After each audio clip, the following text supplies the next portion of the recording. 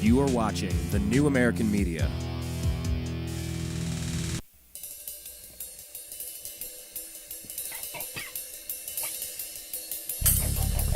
Live from the Milky Way galaxy, the solar system, planet Earth, North America, the United States of America, California, Los Angeles to be specific. Hello and welcome to Agree to Disagree. My name is Brian Engelman and I'm going to be your host. Today we're talking about solar flares, bitcoins, Al-Qaeda, Cyprus, Monsanto, Department of Homeland Security, and more.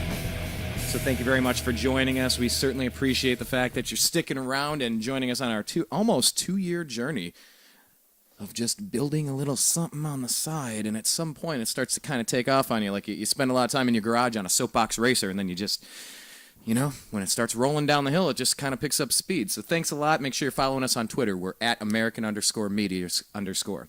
That's American_media_. Search us on Facebook, The New American Media. Go to youtube.com/The New American Media and subscribe to that, because we have about, a few hundred different videos and interviews and archived radio shows up there, sports for the Unhappy Hour and Agree to Disagree, as well as unconventional footage from music and spiritual conventions. Just check it all out, youtube.com/The New American Media, and check out our homepage, thenewamericanmedia.com. But without further ado, I want to welcome back to the program. He is a rabble-rouser. He is a blogger. He is a radio host. His name is Blake, the Eccentric Walley. You can hear Blake on his radio show called Eccentric Perspective every Monday, Wednesday, Thursday from noon to 1:30 p.m. Pacific on freedomizerradio.com. Yes, I think it's a fake word, freedomizerradio.com. Blake, welcome back to the program. How you doing? Very good, Brian. Thanks for having me. Yeah, it's always a good time. Freedomizer, that is a fake word, right? I'm guessing probably. So I would be very impressed if it was not. Well, what happened? Wasn't it very recently that sexting became an actual word in the dictionary, and dough from Homer, like the D''OH? New words are invented. That's true. They do add stuff. That is a fair point, Brian. So hopefully someday we will push that, and when someday it'll just be like a regular word. Yeah, so a freedom be part of the vernacular. So is a freedomizer? Would the freedomizer be the person or the act? I guess it would be the person who is engaging in pushing the constructs and tenets of freedom, right? A freedomizer, like if you're a womanizer. Well, or it's interesting. Maybe it could be used as both like a noun and an adjective, and sure, maybe the other and a verb. I'm sure there's can be very clever ways to break that down and to play around with it. I don't think onomatopoeia would work though, because that's more like Batman. The little bubbles over their head when they pow, zap, boing, and right. It's more like the sound of something that like when you say buzz. The sound of it actually sounds like buzz, so the word sounds like... Anyway, I digress. But Blake is on Twitter. Make sure you're following him. He's at Eccentric99. Blake joins us from time to time, and lately it's been a lot of times. And we're going to kind of go over some of the things that we found during the past week, just scouring the bowels of the internet. Who uses that? Who says that phrase? I know that one. Scouring the bowels of the internet. I don't know. Is that the weasel I've heard zippers? That expression. Yeah, I don't know. I've seen it somewhere, but it's not ours, so we're not going to use it. Let's just say we used more. We search for just like freedomizer, and then then I can become part of the lexicon. Anyway, but we find the interesting stories. You can get plenty of stuff about the Senate passing its first budget in like 432 years. That's all the rage. Boring. Yeah, right. Boring. I mean, it's relevant, but yes, it's try to find these stories that are maybe just outside of that, maybe just as important, aren't getting enough attention. Right. They are there. You just might not hear them on the big networks. Well, we're going to do more of an abbreviated show. So, I mean, we often do hour-and-a-half, 2-hour shows over here. That is the beauty of the newamericanmedia.com, because we are a little flexible in the product that we deliver. Sometimes it's video, sometimes it's sports, sometimes it's esoteric, sometimes it's agree to disagree, sometimes it's a long show, sometimes it's a quick burst. And today, speaking about quick burst, let's do this. Let's kind of play tennis here. Let me lead. Let me serve this. And we're just going to kind of bounce around through some of the stories. Talking about a quick burst. And this is a story about the slumbering sun should wake up this year. The sun should roar back to life sometime in 2013, producing its second activity peak in the last 2 years, scientists say. Well, I guess the science is settled then. Our star has been surprisingly quiet since unleashing a fury of flares and other eruptions toward the end of 2011. But this lull is likely the trough between two peaks that together constitute solar maximum for the sun's current 11-year activity cycle, researchers say. If you look back in our history, many of the previous solar cycles don't have one hump, one maximum, but in fact have two, says this guy with a whole bunch of things with his... I mean, I could tell you it's physicist C. Alex Young of NASA's Goddard Space Flight Center in Greenbelt, Maryland, during a webcast called Solar Max Storm Warning Effects on the Solar System. It means nothing. All of his credentials, all of his education. The real thing is, what is Al Gore saying? That is where... Let's just get to the importance here. Let's get to the crux of the matter. Yes, we're talking... Right. Well, that's what they think is going to happen, Young added. We've reached one of those humps, and we think that eventually activity will pick back up, and we'll see another hump, a double-humped solar maximum. Yes, let's spare the sophomoric 7th grade jokes about double-humped maximum. I'm already thinking about 20 of them. Exactly what I was thinking. Where are we going with this, Brian? All right. Well, let me get to the next sentence and then talk about another opportunity for a 7th grade sophomoric tongue-in-cheek. Before the Twin Peaks scenario began to gain adherence. Oh, no. I mean, come on, this is getting too easy here. I feel like I'm in 7th grade. What kind of show are you running here? All right. Let me just tear through this. Many researchers predicted that solar maximum for the current cycle, known as Solar Cycle 24, would come this May, but given how quiet the sun is at the moment, the second hump will likely occur later than that, and it could last into 2014. Here's the reason why I'm talking about this. They're talking about CMEs, coronal mass ejections. This is when the sun blasts out huge clouds of superheated plasma. There are EMPs, electromagnetic pulses, that happen when this occurs. And many people say that should a massive EMP occur, we would be set back to the Stone Age, and that technology would not work. Satellites would fail. You could not log on to the internet. You could not make phone calls. The Carrington event... what was it, 100-something years ago, 130 years ago, fried up telephone poles and telephone wires. It's just a huge burst of energy, and everything just shuts down. No transportation, no gasoline, well, I mean, you have gasoline, but your cars aren't going to work if they're made past 1970. The point is, this is something that is loosely affiliated with the Black Swan event. And the reason I start the show with this is because one of the loose definitions of Black Swan, it's an event or occurrence that deviates beyond what is normally expected of a situation and would be extremely difficult to predict. It's difficult to predict if you don't know that this is a possibility. Maybe it's a remote possibility, but that's why we're trying to take the Black Swan component out of it. We're trying to put it out there and just be aware that if one day all your communications and transportation and money and food being delivered to your front door and running water and medicine easily available, if all that just stopped, it might change things. Don't you think, Blake? Well, yeah, it changed things because not only would you not know if it was the sun or if it was, say, a weapon, an EMP weapon, you wouldn't be able to look it up or, turn on the news or fire up your phone because the entire power grid would be down. So there's... that really would be kind of trippy, huh? Yeah, so one day you just wake up and everything has changed. It's like you're living in Afghanistan. But you don't even know where to blame. Do you blame the sun? Or do you say, wait, was there a weapon? But how would you find out if there were no electronic communications? Wait, no, we went through that. Yeah. You ever see... your neighbors would have to tell you? I don't know. It would it'd be a very strange day. You ever see The Postman with Kevin Costner? Parts of it looked interesting. I didn't see the whole thing. A bit of a Mad Max scenario. Things fall apart, and the postman kind of keeps things together by, communications and keeping the country from falling apart. But anyway, it's just something to consider. That's what a lot of people were thinking 2012 might have been about, what the Mayans had talked about with their solar cycles and the long count calendar and all of these things. It's just... I don't know. I like to just think about where could I get fresh water, how could I grow some food. It's just a reminder for me with all this other nonsense going on. And yes, I've watched a game or two of March Madness, wasting my time, Blake, just wasting my time. But in between it, I try to think about important things and make sure that I'm as prepared as I could be without totally losing my mind and going bonkers about down the rabbit hole of every weird thing that could happen, because that's not going to get you anywhere fast. So that's why I wanted to lead with this story, though, because if the sun knocks out everything, that seems more important than talking about some of this other stuff. Yeah, would not be able to even watch the March Madness. That would be a sad day. Yes. What if a solar flare occurred tomorrow, and then the real March Madness would be a march toward madness? That's a good one, Frank. I mean, exactly. I mean, imagine. Would the tournament go on? Would the tournament? Oh, they would have to play like what, outdoors, and for the crowd that was there. I have no idea. Hold on. If March Madness occurs, but there's no television to show it, did it really happen? Ooh, that's a good one. If a tree falls in the woods, right? Because with no advertisers, would they even care? If the sun has a coronal mass ejection. You know what? I think ESPN needs to cover this story. That's what I'm just going to put it out there. No, I don't. All right. I'm just kidding. That's ridiculous. All right, Blake, tennis ball swings back to you from the serve. Pick up a story and run with it.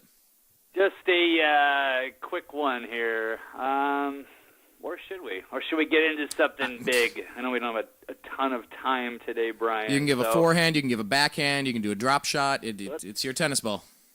All right, let's take a look at this whole big. I mean, there's some big stories that happened this week, and one of them, of course, is what happened in Cyprus. And you're talking about, things breaking down because of a EMP and having our electricity knocked out. Well, what would happen if the whole banking system crumbled?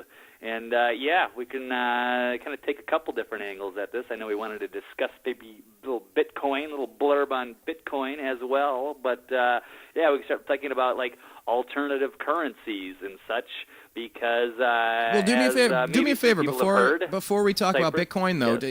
Yes. Give us the basic core components, just a couple of bullet points. What is Cyprus? Why should anybody care? And how does that relate to alternative currency? Because I want to make sure they get the 100 level course before they jump into the 200 and 300 level course with you. Right. Well, much like Greece and their little problem, their economic woes, what happened is there was like a banking holiday in Cyprus. They shut down all the banks, and they wouldn't let people get their money out. And then they had to decide whether they had to – they need immediate funding. They need a bailout of some sorts. So they decided they were going to shut the banks down and just lop off a pretty healthy percentage off of everyone's bank account. Yes, only the rich would get hit with the 10% tax, but just about everybody would be hit with about at least a 6 to 6.5% haircut, as they called it. But it's really just outright theft, or they're threatening, martial law, or maybe not martial law, but there's going to be panic. The system's going to get shut down. They're going to have to leave the eurozone. The sky is falling. The same kind of stuff we're kind of seeing around Europe, and we saw with Greece last year. So, of course, the fear is that could come into America at some point, and the EU is not doing too well. Lots of bailouts. I don't know how they're going to keep the whole thing held together. And, it looks like it's kind of reaching that point. Now, Cyprus might have been just a little beta test to see how the public would react. And they're definitely freaking out. But I'm looking at this article right here. One of the interesting characters in the EU, actually from England, is Nigel Farage. He's he's sort of compared to like maybe a Rand Paul of the United States or Ron Paul, who says, get your money out while you can. That's to all Europeans. So, the writing's on the wall for the EU. It doesn't look like it's going to be held up forever. Now they're going to resort to outright theft to keep the money system going. And it might be time to make that change. And, of course, one of the things I never want to mention is Iceland, who had a very similar problem, but they had a different approach, and they decided, no, let's get rid of these bankers. We don't owe this debt. It's all made up, and we're going to pull out. And, they dealt with some short-term pain, but their economy is, I believe, the fastest growing right now in Europe. So, I guess this is, and of course we tie it into a few years ago when we needed the bailout, the big TARP bailout, and Henry Paulson was threatening, martial law, stock market crumbling, panic in the streets. So, there's kind of things to keep in mind as the banking systems around the world are kind of imploding right now. Well, you also bring up the fact that alternative currency is being discussed. Right. So, and I agree with Nigel Farage. I don't want to tell people what to do, but the idea here is that your money is not safe in the banks. Not only does the FDIC not have anywhere near the amount of money that would take to cover everyone's investments, it's pretty much a joke. The fact is that the United States could do this at any time. I mean, obviously, we all know we can't pass a budget. We can't. We got $17 trillion in debt. We have no end in sight for any kind of economic recovery. So, is it too far fetched to think that they might do the same thing here? They might have to just to keep everything running. But I don't know. Looking at Cyprus, I don't know if they can to pull that off. But I mean, they're desperate, and we're looking at huge bubbles with the dollar, the stock market, the bond market. We got a lot of things going wrong, so it might be time to start getting out of that Federal Reserve currency and maybe getting into some precious metals. I would highly recommend silver.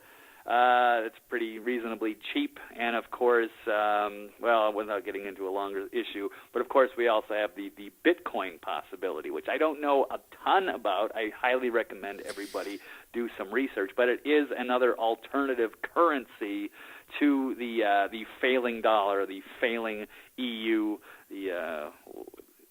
the euro, and all that stuff. So the thing people need to realize about currency, Blake, is that it's not just something that's there. And I had this. By the way, it's regarding currency, not like you said, not to go too far off on the sidetrack here, but I had this conversation with my friend who thinks no, inflation is natural. Inflation is just a natural action. How would you reply to that? I like my head kind of imploded, and I said, look, for like the 19th time, we're just going to have to agree to disagree on this. I cannot go in depth as to how you are so wrong on this. How would you reply to that quickly about inflation? Okay, inflation is basically, it's a kind of a clever tax. It's devaluing your money, which is one of the reasons why people, one of the major reasons people push for like a gold standard.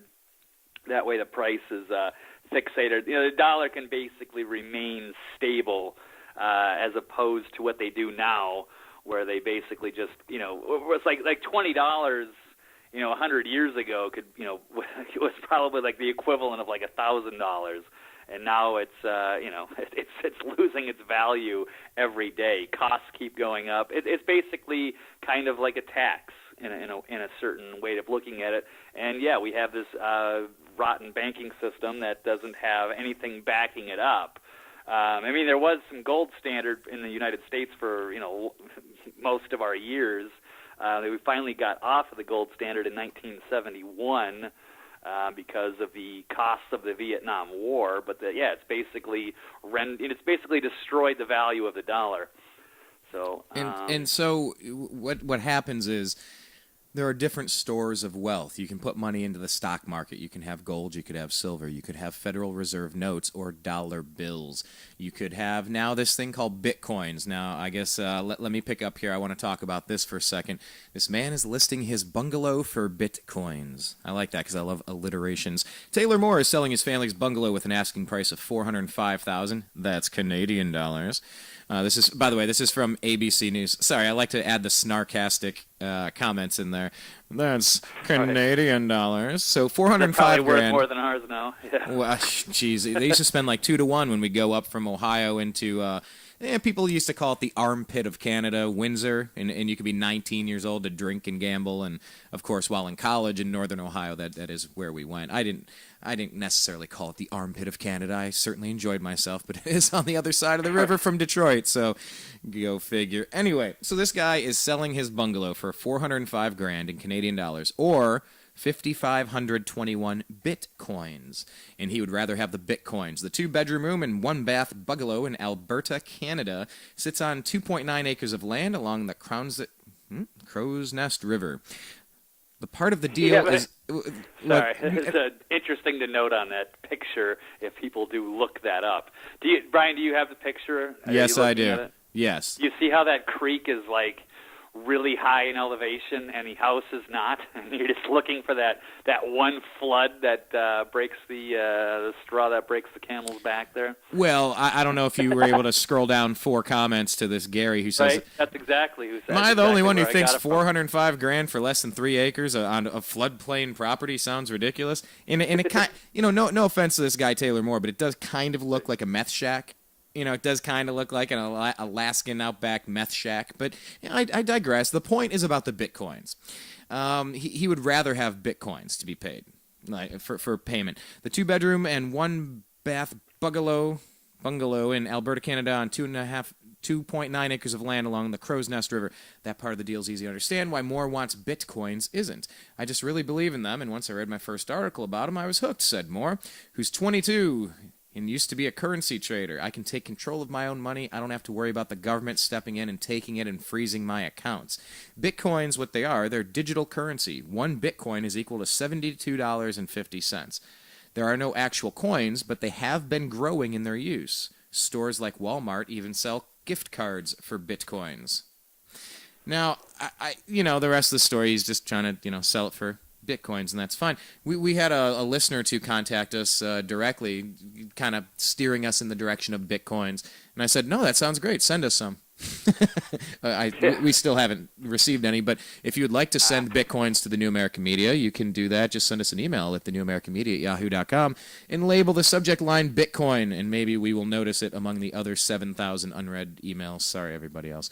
But anyway, yeah, we'll stop for Bitcoin. So I don't know. I mean, what are your thoughts on Bitcoins? Do you think that it is a legitimate possibility that there can be multiple currencies available for bartering goods and services in this country? Because it gets really complicated legally as far as what's legal tender.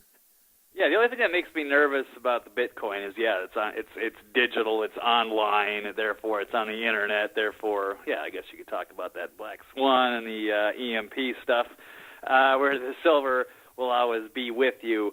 But I think we all see what's going on with the dollar and the euro, and we see that the banking systems are having problems, and we're looking at we can't really trust the people that are running the system as well. So I think it'd be very smart thing for people to start at least hedging some of their money into the alternative currencies, because we have no reason to trust the dollar anymore. And then when you're looking at a little place like Cyprus, you're looking at the Greece, you're looking at them maybe coming after, Italy, Spain, and some of these other countries that, probably want to get out of the euro. And our system isn't exactly looking too solid right now. So one of the interesting things about silver, the thing I like about it the most, is that if you make sure you get the physical silver, because here's the other thing is that they're saying that like J.P. Morgan supposedly has these huge, caches of silver or whatever. But the rumor is that they don't actually have all the silver on hand. So if you buy it and you make sure you get it physically, and if J.P. Morgan doesn't actually have as much silver on, that means they have to go purchase it on the open market, which only drives up the price. So that's where I really like the silver, because it kind of breaks the system down with it. But, Bitcoin, I would highly recommend people do some research on it, maybe consider hedging into it. I don't know enough about it personally, but I am intrigued, and I know the dollar isn't going to last forever. Okay. Well, it's something to look into. I just... I think banking is a fantastic industry. It is what it is. But when nobody wants to carry around big, heavy bars of precious metals to make transactions. I mean, it just doesn't make sense. But when it becomes easier to transport, and things even become digitized to the point where you hear about this mark of the beast, where you're going to get your imprint. There are companies that are actually putting RFID chips into your skin to get you into doors of secure locations. At some point they just want you to. it would be easier to use your thumbprint or use a barcode tattoo or use an RFID chip to just swipe your hand and pay for a drink at the bar. Wouldn't that be a lot easier? Yeah, it would. Except it's creepy and I don't want it. So as it gets easier to make money portable, it also increases the possibility that fraud can exist. And that's what happens when Wall Street starts betting and trading and slicing and dicing bundled mortgages into mortgage-backed securities, and then selling them on the open market, calling them, expletives in private, and then selling them as AAA-rated investments on the open market to grandmothers and grandfathers trying to keep their dollars from retaining the value that they had when they put them in the 60s and 70s, as opposed to paying $4.50, $5 a gallon of gas today, trying to buy the same food with the same money that they used to have. They are losing out to inflation, and they're getting scammed if they put their money into Wall Street, who have that's the point with banking. It's cool that you don't have to have everything on hand, but when you can manipulate it and you can mess it up and it's shaving a little bit off the top for yourself and giving other people the scraps, and just imploding the economy in the process in the housing market that we had in late 2007, 2008, and we're still not over. That's where the whole banking thing gets convoluted. It's very concerning to me because I've seen different reports. 95, 96, 97% of the dollar's purchasing power has been destroyed through artificially manufactured inflation by the Federal Reserve since 1913. So you used to be able to work for a day and get a quarter, get a 50-cent piece, and it was made of silver, and you could buy a whole bunch of stuff with it, and maybe one person could work, and someone else could stay home and raise the family, and you could afford things and food and clothing, and you were okay, and you could go see a doctor, and you had enough money if you were just willing to work. I don't know. The whole currency thing, it's just a giant manipulated mess. But let's move on past this, Blake, unless you had a final thought. Yeah, we'll save it for another day. We're good. Okay, your turn. All right, let's back to, let's see here. I think what I think is the biggest story of the week is is all this goings on with the Department of Homeland Security. Their massive purchases. They've got 1.6 billion bullets that they've bought. I think most people are saying it's over 2 billion. They bought over 7,000 assault weapons and, of course, 2,700 MRAP heavy assault vehicles. And they're not saying why they've made these purchases. And so we're seeing an interesting development with the media because the left-wing media is really acting like it's all a conspiracy theory. They're not really talking about it, and when they do, it's just a fleeting mention and, oh, you're a crazy conspiracy theorist. But now we've got, I believe, over 15 congressmen have now gone on record to challenge the Department of Homeland Security and try to get an answer as why are they buying all this stuff? What are they doing it for? And, of course, they've also buying their little targets of, pregnant women and children for the no hesitation target. So what are they gearing up for, and why isn't the media doing its job to just get these questions asked? Why this stonewalling here? What are they trying to hide, and is this going to be blowback on the liberal media for acting like this was all just a big conspiracy? At what point are they going to be forced to keep, in order to save their dying credibility by at least finding out? And why can't they? Why can't they ask such simple questions? Why has it gotten to this point? And even there's also articles saying, is Rand Paul going to have to make another filibuster? He had to do a 13-hour filibuster just to get a simple answer on drones, just to answer one simple question of, can a drone be used to kill an American on U.S. soil, yes or no? And so we're going to have to get to that point again. Why are you purchasing 2 billion rounds of ammo and all these heavy assault vehicles, and you're not telling us why? This is getting out of hand. So this is where we're at. So you could tie that to the banking thing.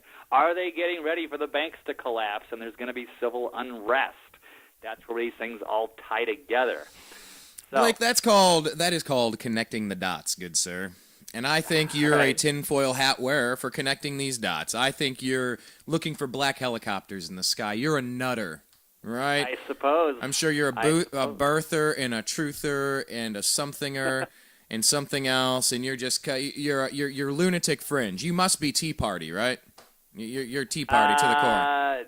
Not quite. It's a little bit more complex than that. Because you used to vote Democrat back in the day. Right.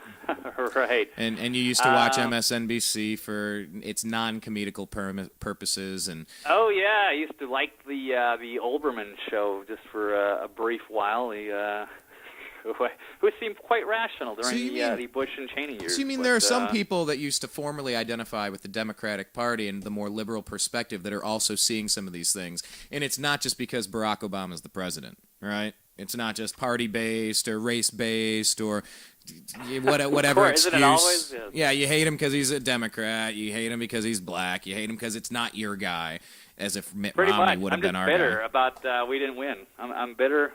Right. And he's black, so there's two things right there off the top. So, Yeah, so you're coming from the exact opposite perspective. I think you and I both probably met spinning around that circle of politics where you used to be more left, I used to be more right. And I think we met back around the side of that circle where it kind of starts going more libertarian, just going, man, you leave me alone, I'll leave you alone. Can we just maybe fix the important problems and kind of get this thing back on track? It seems like it would make sense to me, but, I can't speak for everyone out there. A lot of this, unfortunately, and it does bother me that there's so much of this going on, and a lot of it I got to blame as my former progressives, the people I used to rub shoulders with, who I guess. Yeah, Blake was a professional masseuse, so he used to rub shoulders. No, I'm just kidding. Anyway, go ahead. Right. So, who I guess just won't look. Yeah, they can't. They recognize the fact that the Republicans or the neocons are wrong, I guess. So they just assume that everything they do is right, or as long as they can continue to, rip on the Republicans, or what we would call the neoconservatives, and I guess they think that they're the moral high ground, and they don't even look into any opposing information. They just don't trust anything out there, and that gets dangerous because when their media refuses to cover stuff like this, like a big article, like a huge story like this, then I start to get a little bit uncomfortable with that because. It's like a state-run media of sorts here, and so. Hey, speaking looking at this article, quick, government cover-up of ammo buys implodes, and that's silent secrecy and shoddy attempts at debunking the facts. These are attacking the media matters of the world and some of these other liberal publications, and they have actually led to congressional scrutiny. So it is. Backfiring. Yes, they've even attacked, Raw Story, Media Matters. They've attacked Lou Dobbs for bringing up the issue. There's a great article by Steve Watson I highly recommend. It went big time viral on Drudge this week. So, but now, 15 congressmen have now written a letter to the DHS demanding to know why the federal agency is buying so many rounds of ammunition. Well, and this is Blake. This is the same Eric Holder that is running guns through Fast and Furious. This is the same Eric Holder where NDAA drone program, Benghazi. Why aren't they doing their job? Why are they? And not to mention that you're a racist for bringing it up. Yeah. Well, not to mention that he's on record saying that he needs to brainwash people against guns, but he needs to stockpile his. So you want to disarm me, and you want to fill your shed with bullets. You're a creepy dude. And you're found guilty of contempt of Congress for stonewalling on Fast and Furious. Come on, who has not been found guilty of contempt of Congress a couple of times in their life?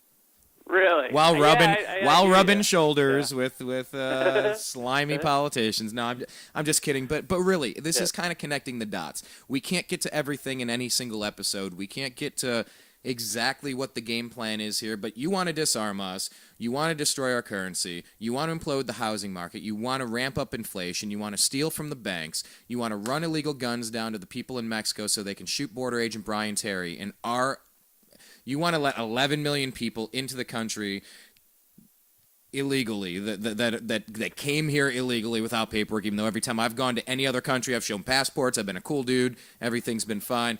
That doesn't work that way. What else is going on? Benghazi, Libya. Oh, I don't know. What are we doing in Mali? What are we doing in Syria? Why are we everywhere, Team America, World Police? There's not one single connect the dots thing that's going to really tie this up, except keep listening. Keep looking. Follow us on Twitter. Watch the episodes. Check it out. Leave your comments. Ask your questions. Why is the Social Security Administration purchasing 40 caliber hollow point bullets? Why does the Social Security Administration need ammunition? You're just trying to spread it around a bunch of government agencies hoping nobody notices? Well, we did. While you're trying to exploit Sandy Hook to take our rights to carry guns away, even though that's the second most freaking important thing that the founding fathers of this country said. You have the right to keep and bear arms, and that right shall not be infringed. What part of that don't you understand? So there's a lot going on here, and there's a lot to connect the dots. Let's do a rapid fire because we're going to wrap the show up here. I only have one more left. I know you wanted to get to just kind of the overview. We keep mentioning Libya and Syria and all this stuff, and there was an article that came out about Obama and Al-Qaeda. Can you try to sum that up in a couple of sentences here? Bombshell article, Obama now global head of Al-Qaeda, from March 21st. Paul Joseph Watson and Alex Jones out of InfoWars. President Barack Obama is now the global head of Al-Qaeda, bankrolling, arming, and equipping terrorists around the world in order to achieve his administration's geopolitical objectives, while simultaneously invoking the threat of terrorists domestically to destroy the Bill of Rights. So, yeah, we're always trying to figure out what's going on. Are they the proxy wars, and who are they? Is like Al-Qaeda is like our friend in Libya and Syria, but they're our enemies when it comes to other countries. We're not really sure. The whole thing kind of becomes convoluted, and we start to kind of is there some kind of connection between Al-Qaeda, the CIA? Are they being run by in Washington? I'm not really sure. And you look at like Osama bin Laden, who was a former CIA asset, but all of a sudden he was the bad guy after 9/11, even though he was never really, pinpointed to the attack. So, I don't really know. I don't trust anything anymore. And so I highly recommend finding that article here. So, yes, it says the fact that Al-Qaeda was created by Western intelligence, has always been controlled by these interests, demonstrates that Al-Qaeda threat is one of the greatest ongoing hoaxes in world history. So, I don't know. Are they the boogeyman that we I don't know. Blake, it's a very complex issue. It's hard to sum it up in just a few lines. Blake, but I recommend it. Check it out. There are some pretty strong words. You're saying Al-Qaeda didn't do that terrorist thing that took us into Iraq? Would be happy. Right. Well, I would be happy to be proven wrong. I'm not here to tell you exactly. That's a 100% fact. I'm asking you out there to go, that sounds crazy, but I want you to go look at it and either, confirm it or debunk it. But we need to start asking these questions because something is very wrong. There is no transparency in this administration, no matter how many times they want to say it. And, it's getting to that point now where we can't allow this to continue without finding out what's going on. So it's all the press has to do. It should be very easy to confirm or debunk this stuff. And when they don't do it, then that kind of gives me a kind of a warning. Like, well, what are they? Why are they not talking about it? I have no idea. Maybe on a completely unrelated note, why I just thought about this, but maybe what we could sell at the New American Media, maybe we could have false flags for sale. I don't know if it would actually be a product or it would just be like a white sheet of surrender, or if it would just say this is a false flag. It would just say it in like maybe Comic Sans font, like Dan Gilbert when he wrote LeBron James. I think it's a great idea. I just don't know how to design the flag. What would false represent? What would it look like? A false flag. No, but look, it's even how many years later, there are a lot of rational people that have questions about what happened on September 11th, 2001. I went over there. I talked with people. I toured the site. I went there. I don't have all the answers, and I'm not buying all of the official story. I'm not saying it's all incorrect either. Just something has never felt right about this. And as hindsight, and take a look, MSNBC is going into like this whole retrospective, like, well, this Mr. Obama guy ain't doing so well. So let's kind of bash Dick Cheney and George Bush and Condoleezza Rice and hey, they deserve it. And that's fair. This goes fine. Beyond right, this goes beyond right versus left. Absolutely. The previous administration is guilty. I would love to see Cheney and Rumsfeld be brought up for war crimes. But at the same time, I want as MSNBC to address the current scandals that are going on right now. So what are they doing? It's easy to go point at the other administration and play the blame game, but what are you doing for your guy? Or is it just partisan state-run media that plays with the parties and doesn't get to the truth? Yeah. Which is what we have. Well, yeah. Otherwise, we'd know what happened with Benghazi and Fast and Furious and the drone wouldn't that program be great? and NDAA, and it goes on and on and on with the economic problems that we have here. The Al-Qaeda connection going on right now. What is going on? I don't like the Patriot Act's violations of our Fourth Amendment rights against illegal search and seizure any more than I like the NDAA's violations of, let's just say everything. I don't like either of them. It's meet your old boss, same as the new boss. Meet your new boss, same as the old boss, rather. I mean, Republican, Democrat, red tie, blue tie, it's the same big government, progressive, global police, just mastermind puppeteer. It's just garbage. There's so much nonsense going on. It just boggles the mind why we got to keep doing things like that when, and I've said it before and I'll say it again, when you have Joplin, Missouri leveled by a tornado and there's still work to be done there, when New Orleans floods and there's still work to be done there, when Detroit can't even keep its lights on or keep police employed, when you look around the nation, it's all of the problems we have here, I just find it harder and harder to understand why we need to get up in everybody else's business. I was going to say business or bidness with a D. And I couldn't decide, so I just said both poorly. But anyway, there are things we need to take care of here, and there are plenty of problems in the previous administration, the current administration, and the future administration if we allow the two-party system to continue. Listen, Democrats, Republicans, they're two private clubs. You don't need to belong to the private clubs. And they've gained a stranglehold over the entire political process to the point where they make you think that's all your options are. You only have two options. It's Republican or Democrat, Republican or Democrip, as Jesse Ventura, talking about a truther over there. But, it's just, you got to dig a little bit deeper. Things aren't quite what they seem. Things are not as easy. Things are not as cool as it seems. And when you got $17 trillion on a credit card and you keep running up the balance, at some point, this facade of, everything's okay. No, everything will be fine. At some point, it's going to collapse under the weight of itself. And what are we going to be left with? Imagine an EMP where nothing works. You know what? Imagine a system where money doesn't buy anything anymore. I mean, just connect a few dots and walk with us as we try to figure some of this stuff out. And if we can completely debunk certain things, let's cite it, let's tag it, bag it, let's move on, let's address that, and move on to other things that we have questions about, like drones, like NDAA, like this, that, the other. It just never ends. Blake, final lightning round here. No, I don't have time, Brian. I think it's One last thing. Tell me quick. Go ahead. Tell me about the Monsanto thing. There is a movement going on with Monsanto. It says we have 1 week to stop genetically engineered foods and destruction of the separation of powers. So let's see, the FDA is going to great lengths to cover up potential health damage from genetically modified foods and to keep the consumer in the dark about what they're really eating. And things are about to get worse because a law has been snuck into the Agricultural Appropriations Bill, which will be approved by March 27th, which would destroy the separation of powers by stripping courts of the power to challenge genetically modified foods.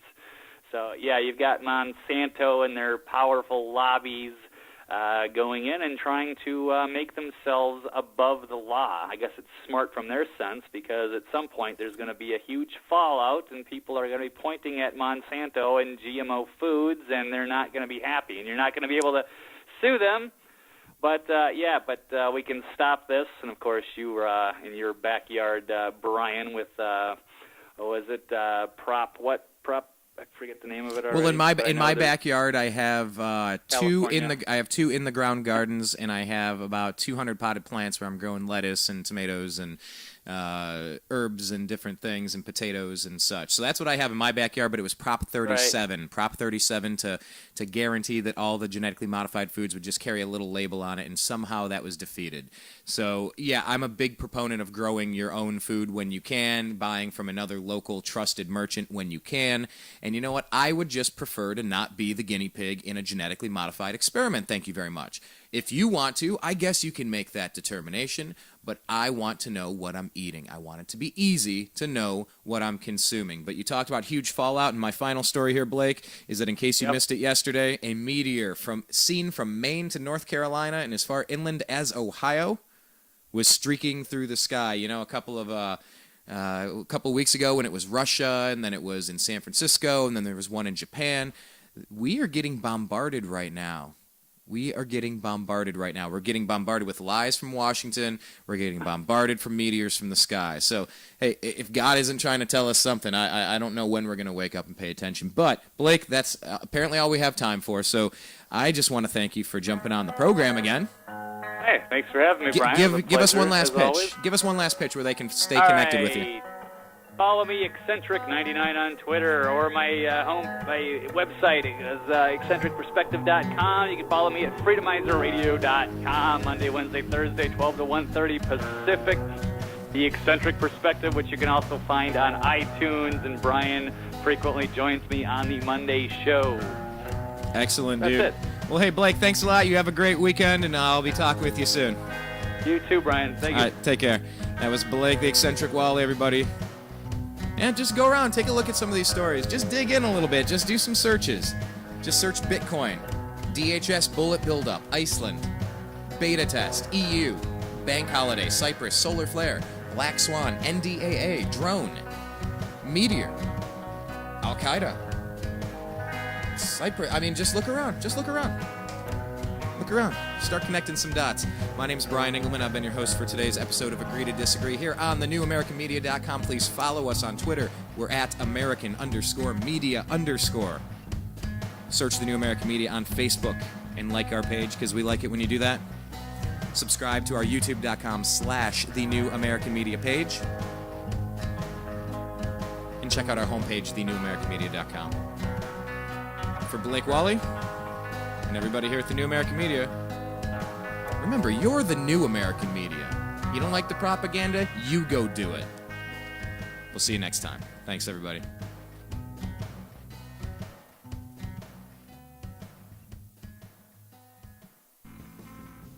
You are listening to the New American Media.